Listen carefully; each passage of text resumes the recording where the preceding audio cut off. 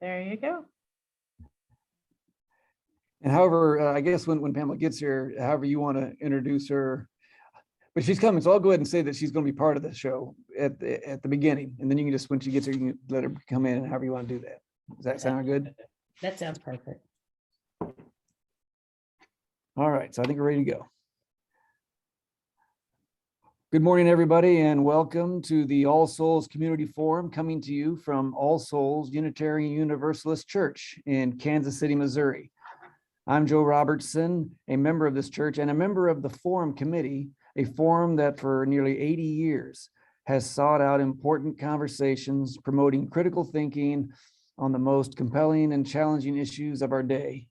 Today, we welcome Arletha Bland-Manlove and Pamela Bland as the aunt and the mother of Matthew Bland Williams, who was shot and died July 23rd, 2020 at the age of 26. The terror of gun violence that stalks Kansas City is further agonizing to the families of victims like our guests, who were thrown into a system that they say offered no help, no answers, and no peace, a system that they want to see reformed. So Arletha, who's here with at the start of the show, thank you so much for joining us today. You're welcome, Joe. Thank you for having us and bringing this topic to the public, because I think it's one of those things that you have no idea what's happening, because a lot of us aren't impacted by these kinds of situations, and so it's something you just don't know until you're in a specific horrific situation. So I want to introduce you guys to Matthew Bland Williams.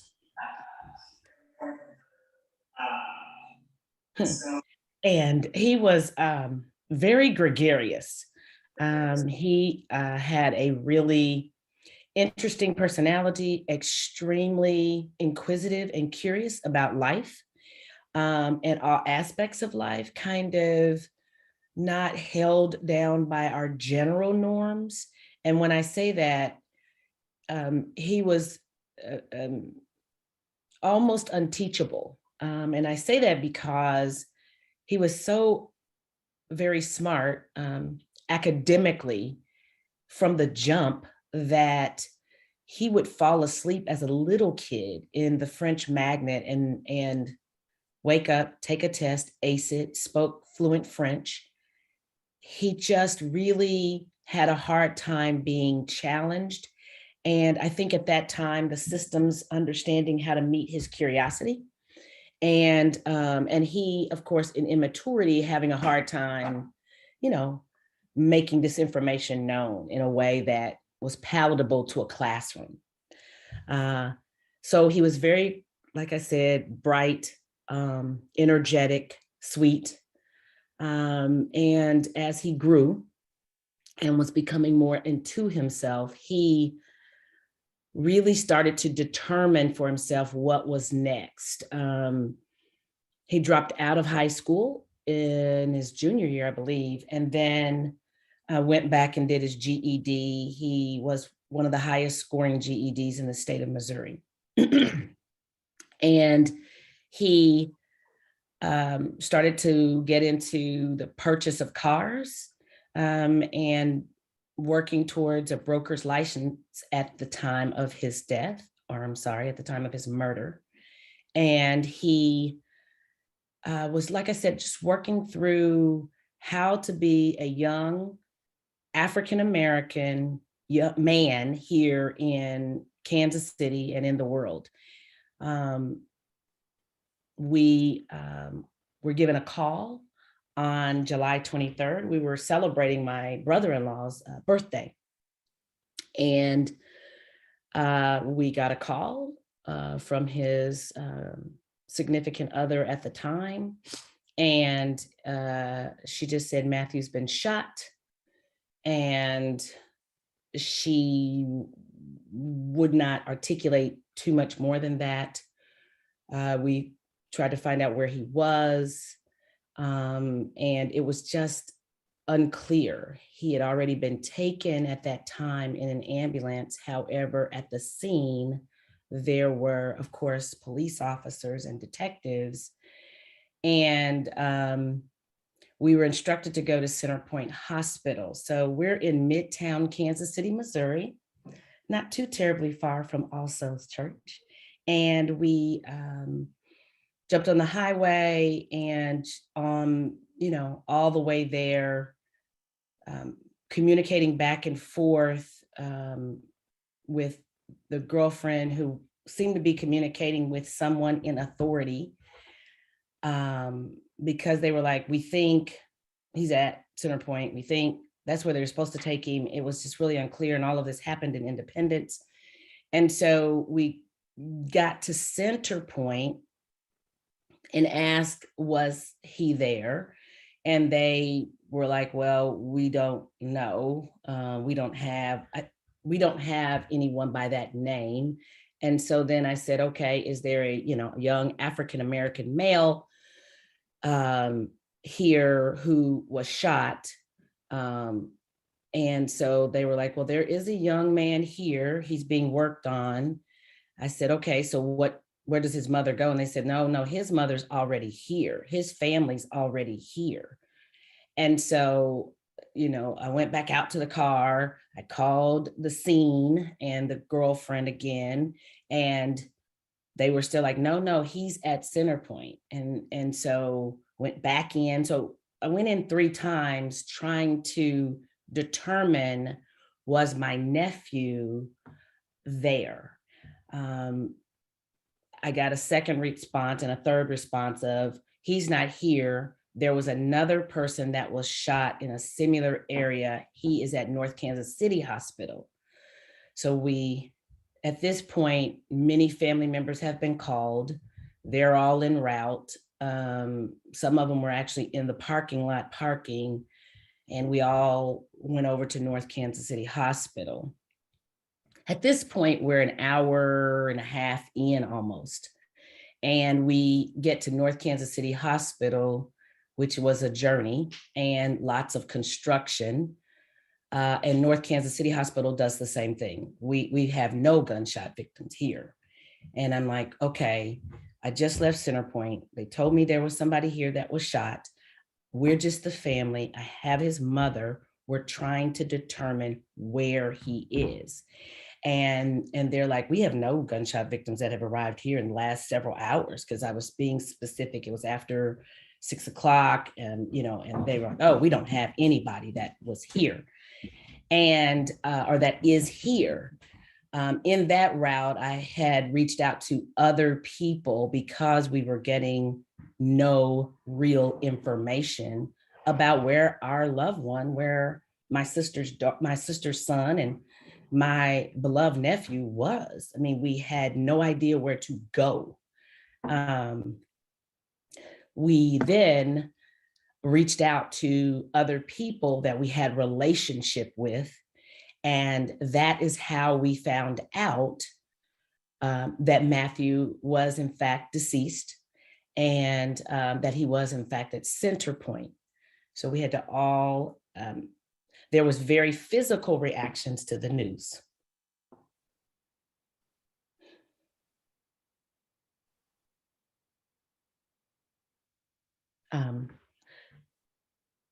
Matthew was an only child, so his cousins were his siblings, particularly my niece and her husband, who had been with him earlier in the day. And he had called my my other nephew, and said, hey, let's hang out. And he was like, hey man, I just got off work. I'm really tired. I'll call you back. So there was a lot of physical reaction to this news. We all then eventually kind of gather ourselves. We get back to Center Point, and we're asking, can we verify this is him? And we were denied. And I didn't understand. At that point, there was no threat of safety. There was no logical reasoning for us to be denied, in the sense that there's ways to look through, there's ways to look into the room maybe, or I have a friend who was allowed to look through the window to verify their loved one. We were not. We were denied that. We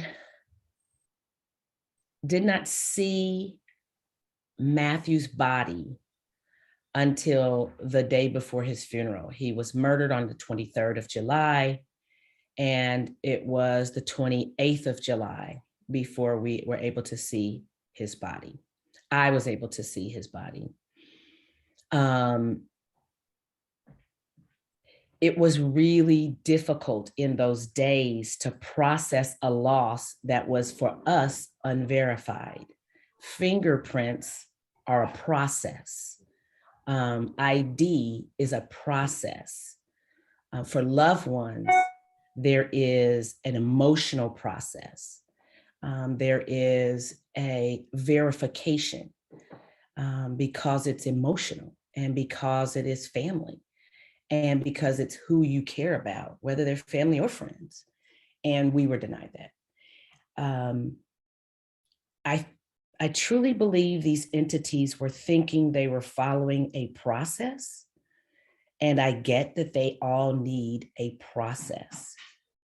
For us on the other side and on the other end, it was torture. It was the opposite of compassion. It was an opportunity to really see a side of systems that I had never experienced. And so it was, I nor our family had experienced. And so had it not been for years of prior relationships, I don't know when we would have actually known for sure that he was deceased, where he actually was. I don't know when that would have really transpired, because we had the opportunity to call and get answers. And so in this process of anger, you start to think about, well, what about the people who don't know anybody? What about the people who don't have these relationships? And how do they process this information?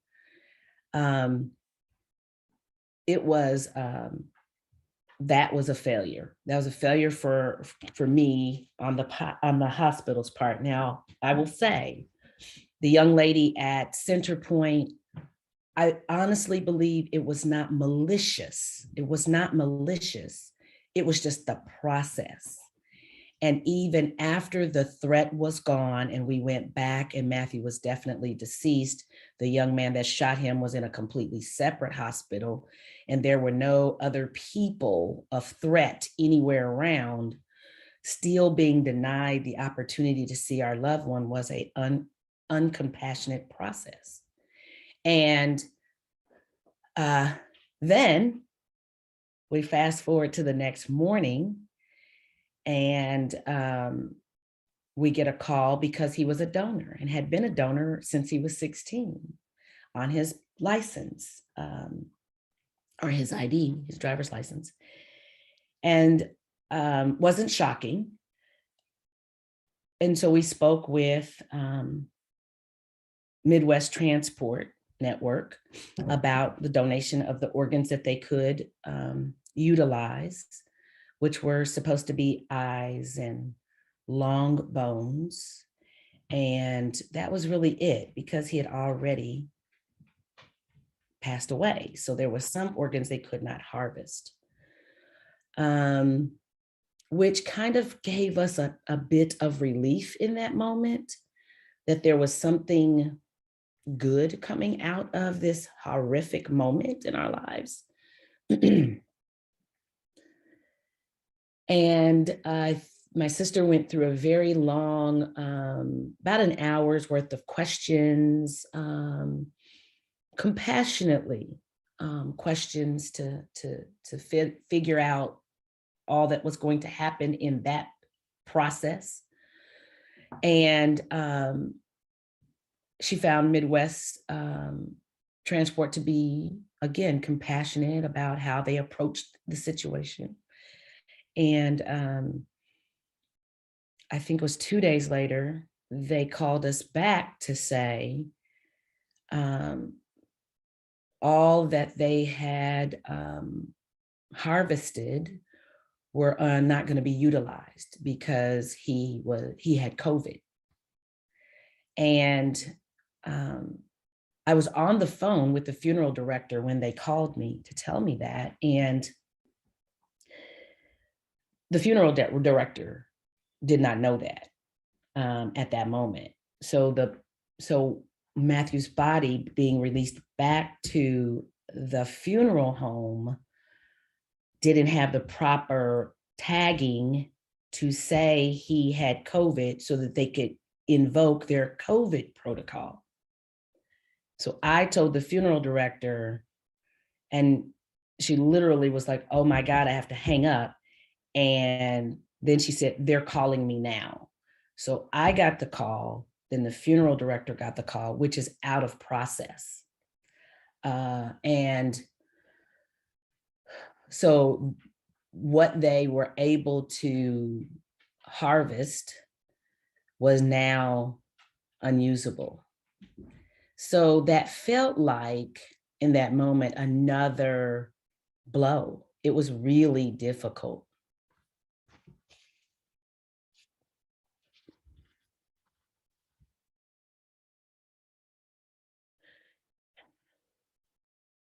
In those moments,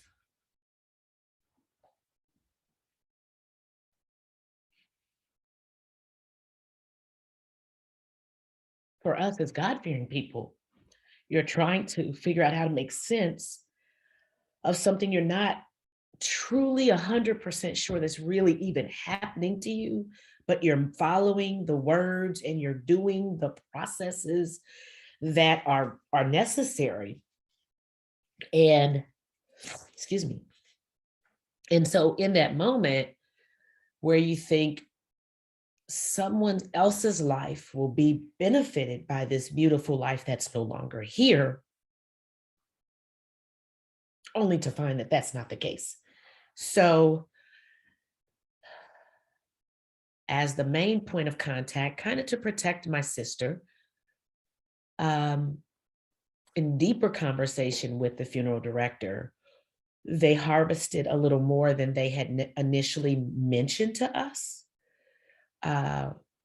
which made it difficult for them to dress him. So all of these processes that seem to be missed on the receiving end as family members felt like blow and another blow and another blow in a situation you've never fathomed to be in. Never, never would I have told you or thought that he would be a victim of murder, intentional murder. Never would have I thought that. And so it was concerning. And I still want to wrap all of my head around what could be better solutions. But honestly, we're still dealing. We're still walking through it. And he would have been 28 on last Sunday. So as a family, we're moving forward. But he has about 13 cousins, and 10 of them are in his age group and his peers. So for them, it's a struggle still. They're dealing better. I think we're all trying to do better. And for some of us who are older, you adjust and determine the new normal. He is ever present. we talk about him often because I want them to remember him.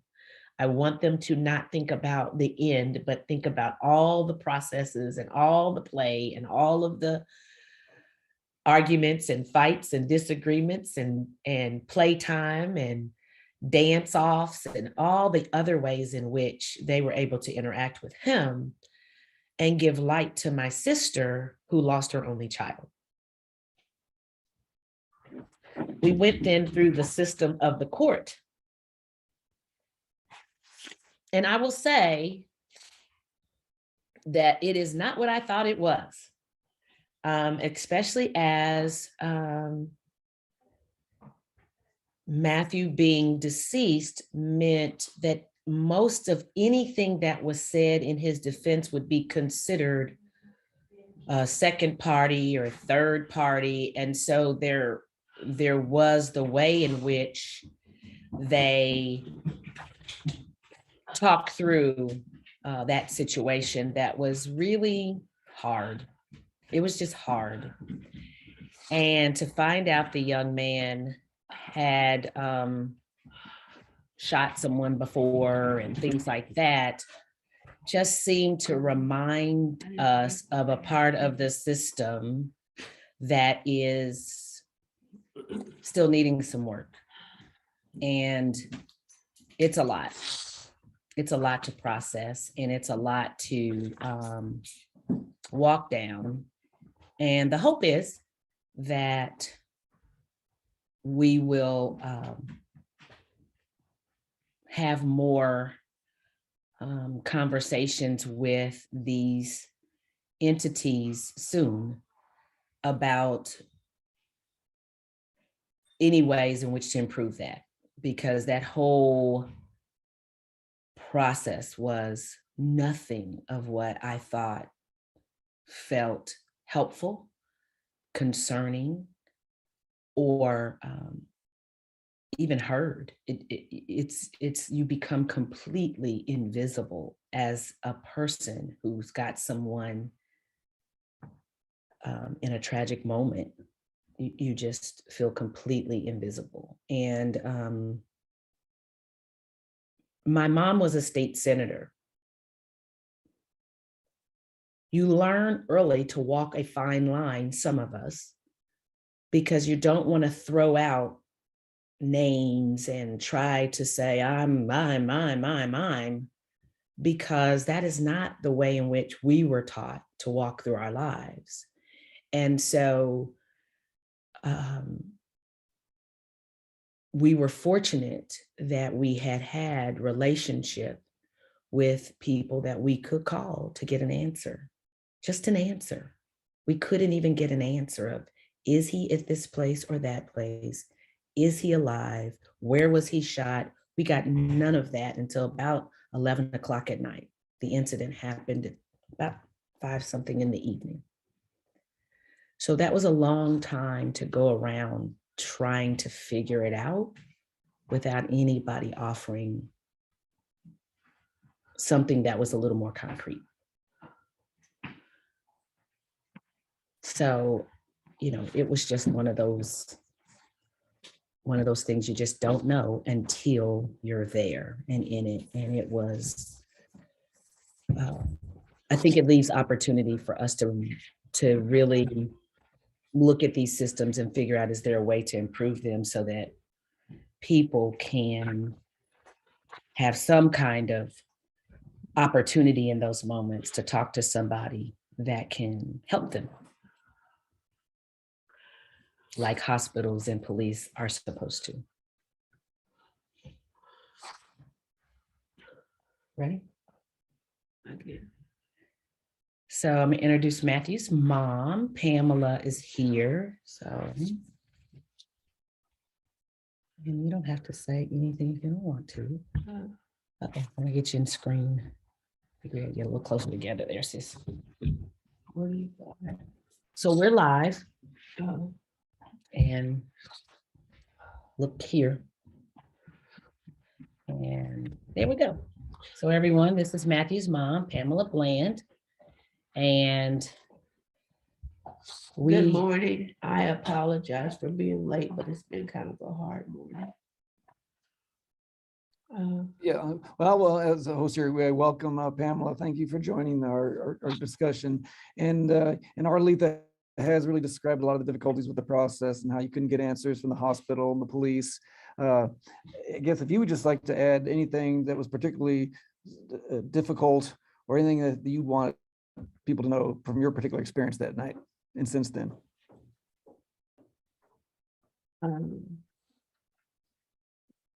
I don't know what she's really covered, but I'm sure she covered a lot. Because she has the knowledge and pulled me through a whole lot of this.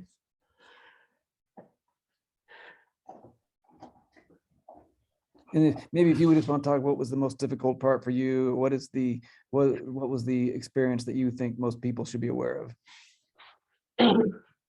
I think the most difficult for me was not being able to see my baby for almost 10 days. I mean, I just kept getting to run around at the hospital. They kept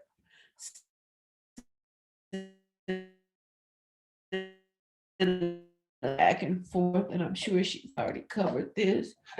And we ended up at the first hospital that we're at, and like got there, they would not let me see. They kept saying, "Oh, you'll be able to go back in a minute," and I never got to see him until the day of. So it was always this openness of maybe it's not true. Maybe they're just holding it back for me because maybe he's in bad condition and they don't want me to see him like that.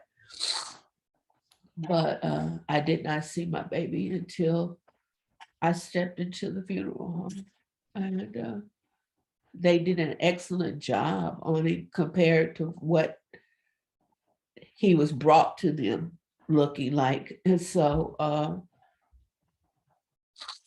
don't know, I guess that was the hardest part, was the running back and forth. We went all the way from Independence, Missouri to North Kansas City. I cannot remember the name of the hospital there. And just the back and forth of it all. And I don't know how some of it leaked, obviously, because my nieces and nephews start calling me, and they knew about it before we even knew about it. The first thing we knew about was we were on at a Dollar Tree because we were getting ready to, as a family, celebrate my brother-in-law's, well, my sister's brother-in-law, his birthday. And so we were there my sister and I were there trying to get some cards and stuff for that celebration. And we got the call, and I was in line, and she ran into the store and said, "We got to go right now." So she was very, I don't know. I don't know the words, but she kept me together. I probably would not have been together. I mean, God knows everything, and he knows where to put you, what time to put you there and everything, because if she had not been with me at that particular time, I don't know what would have happened, because I don't drive the freeway. I have to process a lot of things. They don't just click with me like that. I have to process them. And if she had not been there and been as calm and collected as she was, I don't know. I don't know what I would have been. And she's just like his second mother. She's more than his aunt. She's like his second mother. And I just don't know what I would have done. But I feel like I was failed in the process of the system, or the things that should happen, not only with the system, but the things that should happen from the hospitals, from the detectives, from the You know, nobody was really supportive. We just kept getting misinformation and getting a runaround, and we didn't deserve that. It's not like we came in there raunchy or, I mean, we were very low key compared to what was going on with us, but we just kept getting the runaround. And then, like I said, people knew about it before we even had any idea what was going on. It was out there in the media. So, in one way, I think the media is good to bring us information that we need. But for me and people in my age category, and you know, I'm a retired teacher, so I'm not stupid. I'm very intelligent. Like I said, I just have a time with processing stuff, but so it can make sense to me. And for this to have happened to anyone, it's just devastating. I mean, you're already broke down and wondering where God is. And then, but it's times like this when you really need your family and not just pretend family. You need family that's going to be there for you and help you hold together, even though they breaking apart. But I guess we breaking apart together. And that's the main thing, is that you know, you need to be close to your family. Even if there's some disagreements and stuff, you need to try to work it out, because it's nothing like family. You know, I was 40 years old when I had Matthew. I really had come to the conclusion that I was not to have kids, which I didn't understand because kids was my life. Teaching and everything, that was my life. And then when he came along, he became my life. And all of my kids, they even today, I mean, you know, up to I've had some phone calls this weekend telling me happy Mother's Day and stuff like that. And some of them still ask me how Matthew doing. And then they say, oh, Miss Bland, I'm sorry, you know. So it's like he was not only a light in my life and our life, he was a light for a whole lot of people that we did not even know. The only reason I know that is because I made a booklet to turn into the prosecuting attorney for the trial. And it's about 2 inches, and it's full back and front of just stuff from people, young people, old people, disabled people, everybody that I could think of that I had contact with or that had contacted me that knew him as a person, not just as my son, as a person. They reached out and sent. So we made this notebook. I have it right here because I didn't know if I needed it or not.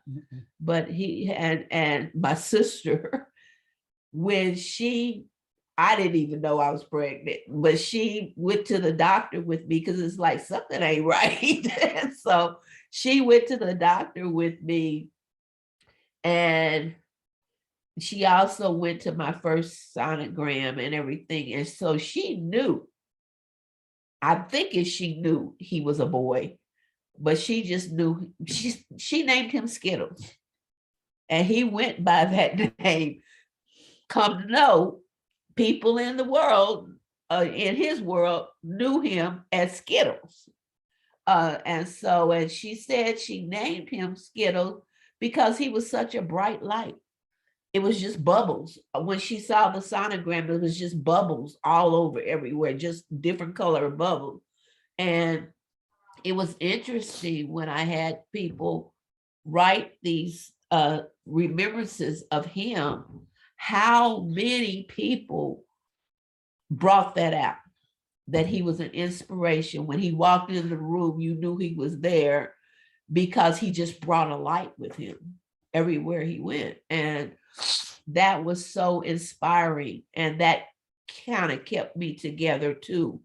After I got that, after I had gone through the process of putting this book together, and that opened up my heart to even more than what it was. But it just let me know that he was who I thought he was, and a bag of beans, you know. So it's like, but that light, it's just even times now when the family's all together, something will happen and they'll say, "Hello, Matthew," you know, because we know he's always around. He's probably here right now in some form or matter. Some of my nieces and nephews do still communicate with him. So, you know, I don't know what to say. It's just, I have a lot I can say about it, because it's always, that's why it was kind of strange for me this morning, because I've had a hard morning. I've been awake since 6 o'clock this morning, and I had my things all ready for today. I was looking forward to it because I was planning on going to church first. And it was like, my sister was like, we're not going to be able to do that. And I'm like, okay. So it was like, but from that time, I kept breaking down, and I haven't done that in a long time. And like now, that's not me. I usually try to keep things together, and I think I do for the most part. But this is harder than I thought it would be. So, and I appreciate you all taking the time to listen and taking the time to kind of put this message out there. The message is, there's so many other options. You just have to look into them and find out which one is right for you. Than to just kill somebody over some nonsense. Because that's all this was about, was just nonsense. Okay, well, Pamela, thank you so much. Arletha, we're going to take a break here people get some opportunities to ask some questions. First, we've been listening to Pamela Bland and Arletha Bland-Manlove on the need for reforms and how Kansas City supports the family of gun violence victims. So we're going to take a break here to tell you how you can support this forum, and also take a look ahead to next Sunday's forum. We take up a collection to help cover some of the costs of this forum, including equipment and staff. You can contribute online at allsoulskc.org by clicking through the support button and selecting the form on the drop-down menu, or on Zoom here, you can also click on the link that I believe will be put in the chat. And next Sunday, the forum will explore the question of how Kansas City tells its story. The Kansas City Museum Collections Director, Denise Morrison, will describe the process of deciding whose stories get told. Okay, so now we return now to today's forum, and to ask a question, you click on the raise your hand icon. And if you're here in person, of course, you can step to the camera. And those of you in Zoom, don't forget to unmute. All right, so Richard has a question. First of all, I am terribly sorry about your son and nephew. No one should ever have to experience this. The question I have is, how did someone who had already shot someone, I think you said, get access to a gun?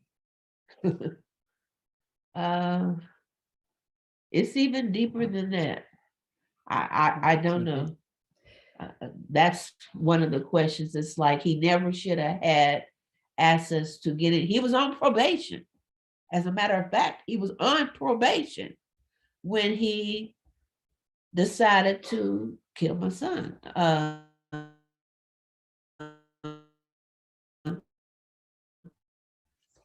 And and from the things that I found out, it wasn't so it was not just all of a sudden this hit me instinct. it had kind of been planned out. But the main thing, first of all, how did he get it? Not once, but twice. He's been in prison.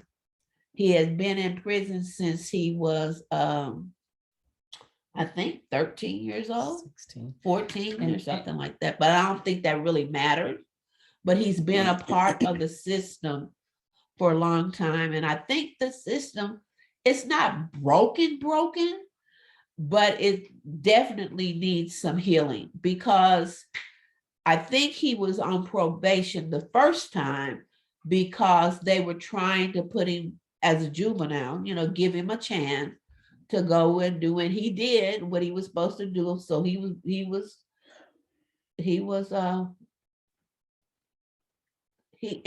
did everything he was supposed to do to get out.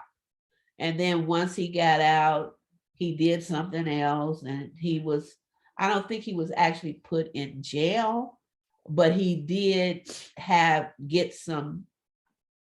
something taken off of his probation. I'm not really sure, but that doesn't really matter. But the thing is that the system, it works to a certain extent, but then it's still broken. It's badly broken, because he never should have been out, especially after the second time. He never should have been. And if I might get with a question here for both of you all. I know that when you have shared with people, I know you've spoken with groups and things, when you talk about the difficulty in the system, like getting answers or any information from police or detectives or hospitals, or even with the transplant networks and things, once you start doing that, have you heard other stories from other families of victims? Is your experience, are you seeing it being shared by other people and when they've had this situation happen? I haven't, have you? Yes, but yes, not necessarily the donor situation, but yes, in reference to the way in which the day of the shooting, how we were rerouted and not given information. It has been absolutely shared. And people who have been through this are like, oh yeah, that's what they do. Mm-hmm. From lawyers, doctors, and citizens. It's, oh yeah, that's what they do. And I get that there is a process of protecting the hospital and its staff and the citizenry that are there for other things. So yes, I have heard that. And it seemed to be accepted as the process and the practice, and the apathy that goes with that. Well, we can't do nothing about it.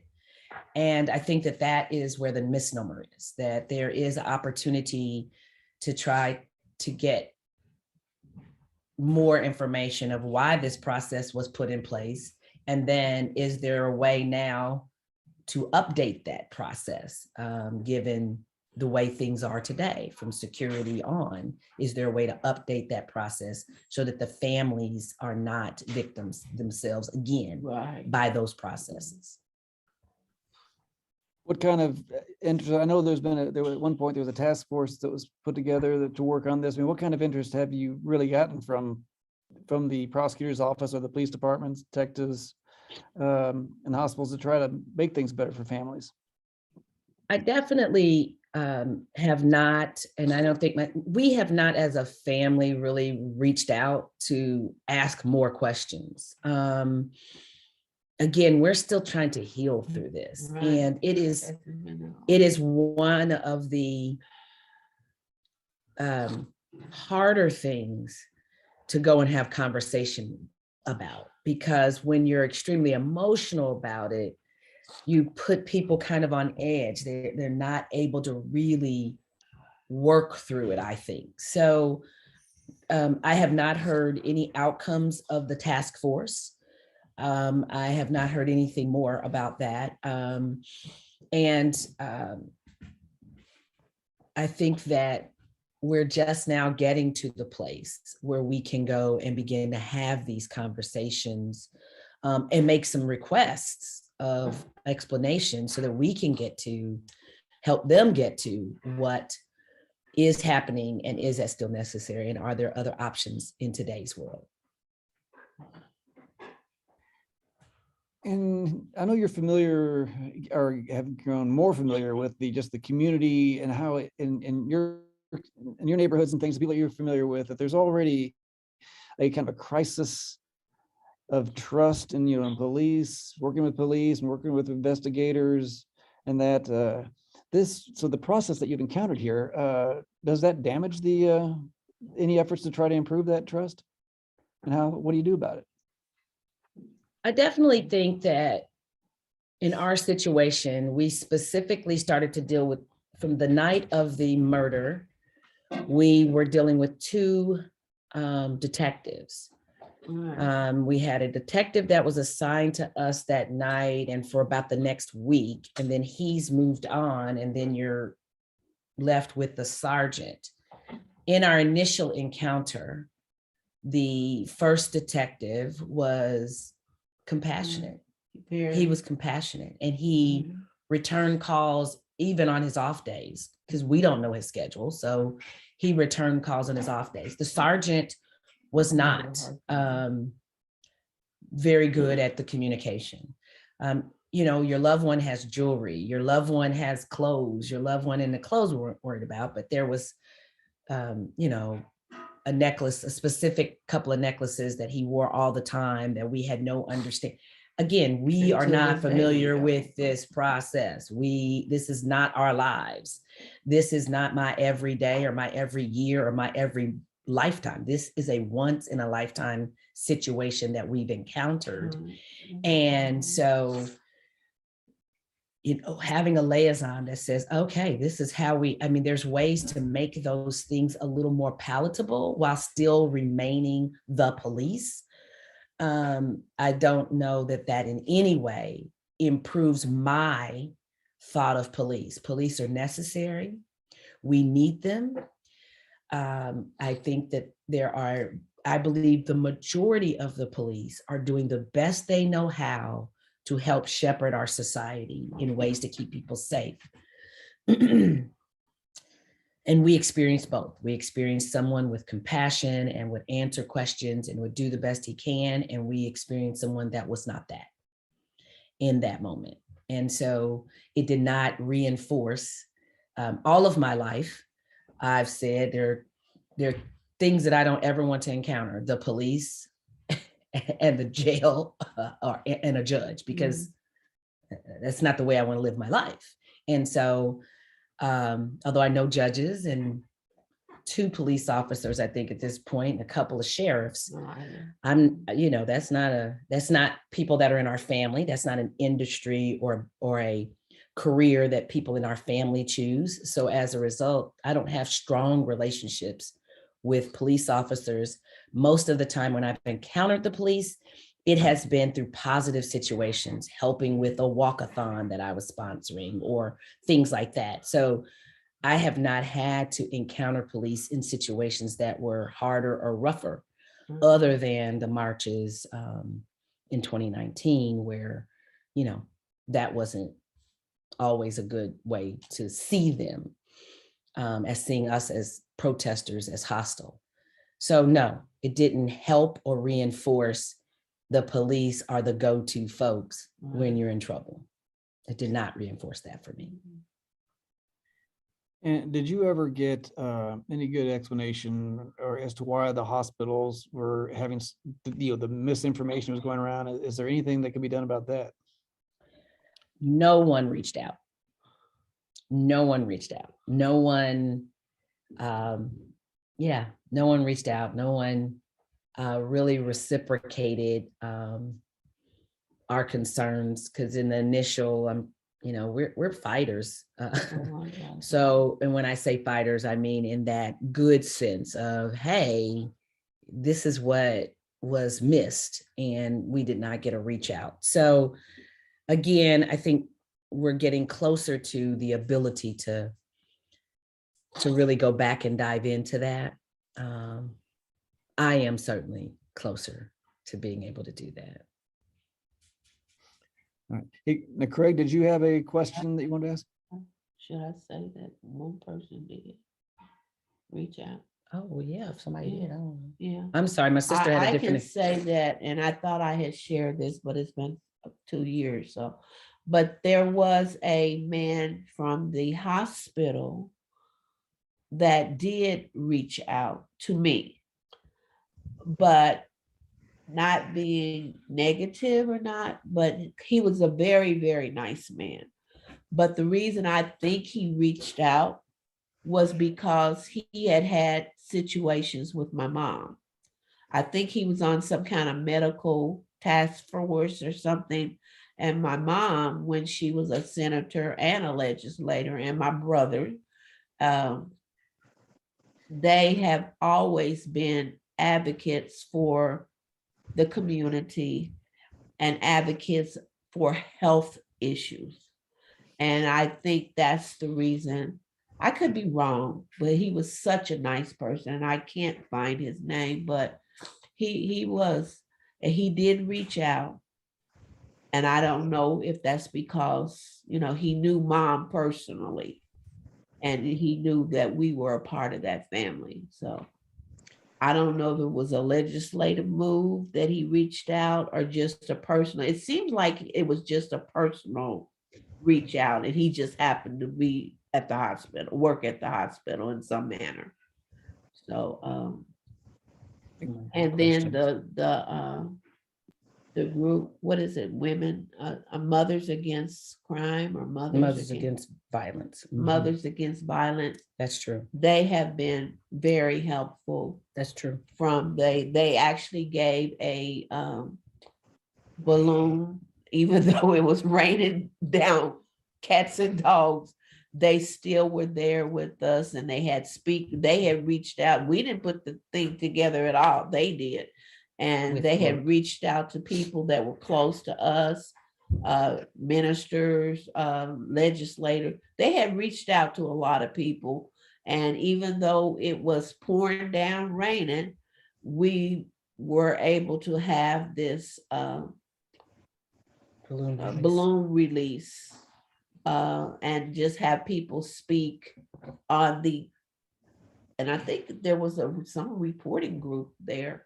Channel 4, was it Channel 4, Channel It's 5? one of them, yeah. It was some channel that was there when it happened. So, but they have still been very supportive. They'll reach out every now and then to see how I'm doing and how the family's doing.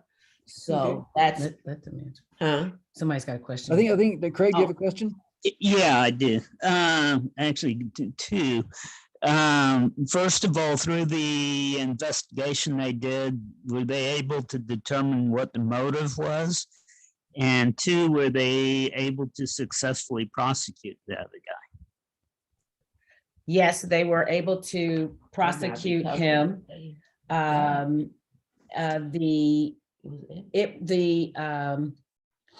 motive for the young man that shot him was, you know what, I think it was self-defense or something, even though I'm not saying what it was, I'm saying what they said it was, which I believe they said it was self-defense. There was a whole triangle thing happening, girl to guys, a whole thing. So it was not a pretty thing. It wasn't a good thing. And so they did say that was the defense of the young man that shot him. And he was prosecuted. He should be jailed for 20 years. 26. And then there was possession of a firearm as a felon. So he got some additional time. So, again, that's nothing. This was a tragedy. This is a tragedy. The young man that shot Matthew was, I believe, around 23 to 26. He's a father. There's going to be a child that grows up with a different relationship with their father.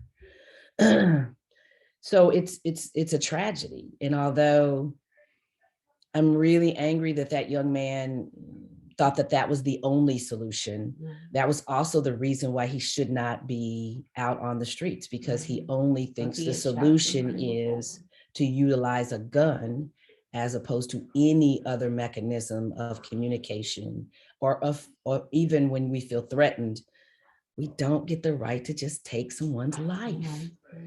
Life is bigger than a moment. And so, not to get too soapboxy, Craig, but just, yes, he was prosecuted. It happened pretty swiftly because where the incident happened was captured on a ring.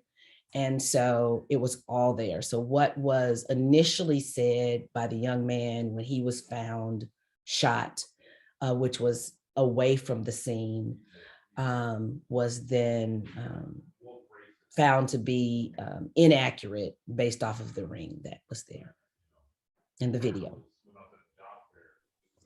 Also, you were talking before, mentioned the Mothers Against Violence thing. And there's also an organization called KC Mothers in Charge. Mhm. A lot of amazing work along the line. I do believe both of them have reached out. And I'm gonna tell you, in those moments, you know, in that moment, in that week, in that month, in that total year, we were trying to keep our family together. This was an extremely difficult thing to the young people of our family. So we were, I think, greatly supported by community. Not only our entire village, between all of our family members, our villages were awesome. But those two entities, you're correct, Craig, and those two entities reached out and certainly offered support and information. I think we weren't ready. We're processing. And being a part of somewhat of a public life, I process very, very personally. I will speak out, I will try my best, but how I'm really processing, that is a personal deal. And I'm not going to come out to process my complete pain when I'm unable to control my own emotions, because that sometimes is ineffective. So they too have been great organizations to support us in questions and things like that in this process. And I neglected to say that. So thank you very much for bringing that up. All right, thank you. So we have been listening to Pamela Bland and Arletha Bland-Manlove, talking about the difficulty for families and the system after they've been as the victims of gun violence. And thank you for spending on this, so much time on this difficult subject today, and our push for reforms. And then next Sunday we will be. The forum will explore the question of how Kansas City tells its story, and because the Kansas City Museum Collections Director Denise Morrison will be describing the process of deciding whose stories get told. So we hope to see you again next Sunday. And again, Arletha and Pamela, thank you so much for being here today. Thank you. Thank you all for this opportunity to talk about the situation and, bring awareness. And thank you for all you do to bring awareness about all that's happening and affecting Kansas City. I really appreciate it. I've started listening, Joe. So I appreciate it. And all of your team for helping us out today. Thank you so much. Yeah, thank you. Yeah, so I guess we'll stop the recording there, but if there's anything else, then